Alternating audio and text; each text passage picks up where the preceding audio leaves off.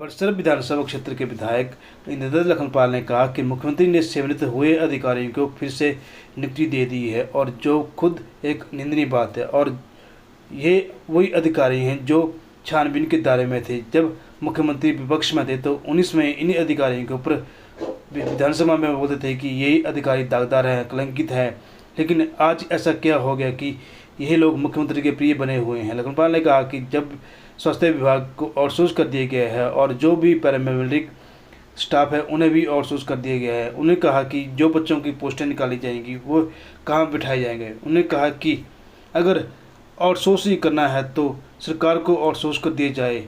देख लो कोई बड़ा धनवान व्यक्ति, उससे गुहार ला दो कि ये सरकार चला सके। रोज़ रोज़ की किल्लत से सहन करने से अच्छा है कि सरकार कोई आउटसोर्स की दिक्कत दी जाए। विधायक ने कहा कि मुख्यमंत्री हमपुर जिले के हैं, लेकिन जिले के हालत इस तरह है कि एक ही बेड पर 3-3 मरीज और 4-4 मरीज सोए होते हैं। उन्होंने कहा कि जो भी मरीज के साथ दुर्व्यवहार होता है, पिछले 2 वर्षों से जोल छप्पड़ का मेडिकल कॉलेज शुरू नहीं हो पाया है। आखिर क्या कारण है। बड़सर विधानसभा क्षेत्र में भी सिविल हॉस्पिटल के लिए नए डॉक्टर की नियुक्ति करनी जानी थी, लेकिन वह अभी तक नहीं कर पाए हैं। विधायक ने कहा कि मुख्यमंत्री ने कहा था कि 1 साल के अंदर अंदर सभी विधानसभा क्षेत्र में मॉडल हॉस्पिटल तैयार कर दिए जाएंगे, लेकिन अभी तक एक भी हॉस्पिटल तैयार नहीं हो पाया है। उन्होंने कहा कि पर्याप्त मात्रा में डॉक्टर उपलब्ध नहीं करवा सके। मुख्यमंत्री ने कहा था कि चिट्टे माफिया को लेकर अलग से स्टाफ फोर्स तैयार की जाएगी, लेकिन अभी तक उस टास्क फोर्स का कोई ध्यान नहीं है। आपने मुख्यमंत्री महोदय ने ऐसे ऐसे अधिकारियों को सेवानिवृत्ति के बाद दोबारा से री एम्प्लॉयमेंट दे दी है जो खुद छानबीन के दायरे में है। और मुख्यमंत्री महोदय उन्हीं ऑफिसर्स के खिलाफ जब वो विपक्ष में थे सबसे ज्यादा बोलते थे कि ये व्यक्ति जो है दागदार है, कलंकित है, भ्रष्टाचारी हैं। आज वो उनके प्रिय कैसे हो गए ये समझ से परे है। और आउटसोर्स कर दिया आपने स्वास्थ्य विभाग को, तो आपने पूरी तरह से आउटसोर्स कर दिया। आपने वहाँ डॉक्टर आउटसोर्स के माध्यम से रख रहे हैं, आप वहाँ फार्मासिस्ट आउटसोर्स के माध्यम से रख रहे हैं, आप वहाँ पे जो ये पैरामेडिकल स्टाफ है उसको आप आउटसोर्स करने जा रहे हैं।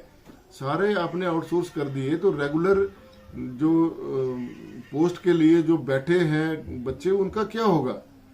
और अगर आपने आउटसोर्स ही करना तो सरकार को ही आउटसोर्स कर दो। देख लो कोई बड़ा धनवान और उससे गुहार लगाओ उसके पास और आउटसोर्स कर दो सरकार को ही। क्यों आपने रोज रोज की जलालत सहन करनी है। जनता परेशान हो रही है। स्वास्थ्य की दृष्टि से जिला हमीरपुर के मुख्यमंत्री हैं सुखविंदर सिंह सुक्खू जी, लेकिन जिला के हॉस्पिटल की क्या हालत है वो जनता से पूछिए। एक एक बिस्तर पे 3-3 मरीज सुलाए होते हैं और मरीजों के साथ जो दुर्व्यवहार होता है वो अलग से बात है। उनके बैठने के लिए जगह नहीं है, सोने के लिए जगह नहीं है, उनके इलाज के लिए डॉक्टरों के पास पर्याप्त जगह नहीं है। डॉक्टर क्या करेंगे।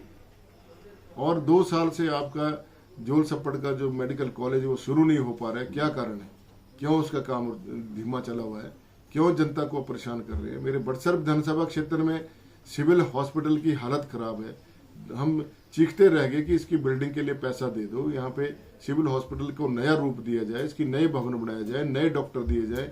आपने तो हमसे ये कहा था कि हम 1 साल के अंदर जो है पूरे विधानसभा क्षेत्रों में एक मॉडल हॉस्पिटल बनाएंगे। वो उस मॉडल हॉस्पिटल का कोई पता ही नहीं है कहाँ बन रहा है। बिजड़ी में हमारा कम्युनिटी हेल्थ सेंटर बनना था, वो उसका कोई पता नहीं है कब बनना।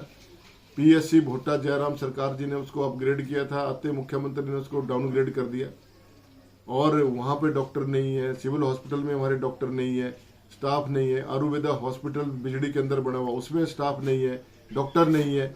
4 करोड़ की बिल्डिंग बनाई हुई है, पंचकर्मा की मशीनें वहाँ धूल फांक रही हैं, एक डॉक्टर तक इनसे अपॉइंट नहीं हो रहा है।